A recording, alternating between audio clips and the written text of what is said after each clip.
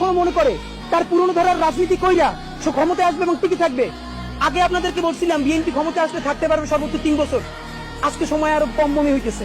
BNP যদি বিপুল ভোটে না 300-তে 300 জিততে আসে, এই অবস্থায় সে 2 বছরের বেশি সরকার রান করাইতে পারবে না।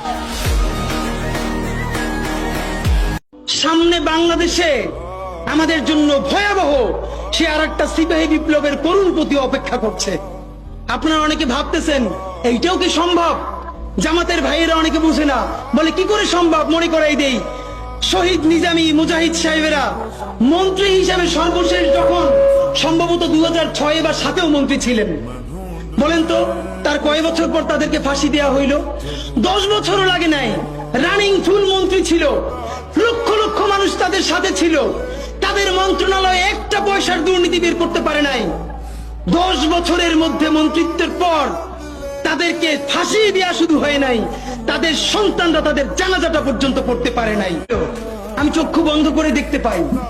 আমরা যদি যোগ্যতা নিয়ে 5-10 বছরের মধ্যে দাঁড়াইতে না পারি, এই ভিডিও, এই ছবি, এই শহীদ পরিবার, এই আহত, এদের জীবন তো শেষ। এদের পরবর্তী জেনারেশনকে পর্যন্ত কি ভয়ানক গণহত্যার শিকার হইতে হবে আমরা চিন্তাও করতে পারতেছি না। সুতরাং বাংলাদেশের স্বাধীনতার সার্বভৌমত্ব, বাংলাদেশের ইসলাম এবং মুসলমানকে বাঁচাইতে হইলে আমাদেরকে তুমুল যোগ্যতা অর্জন করতে হবে।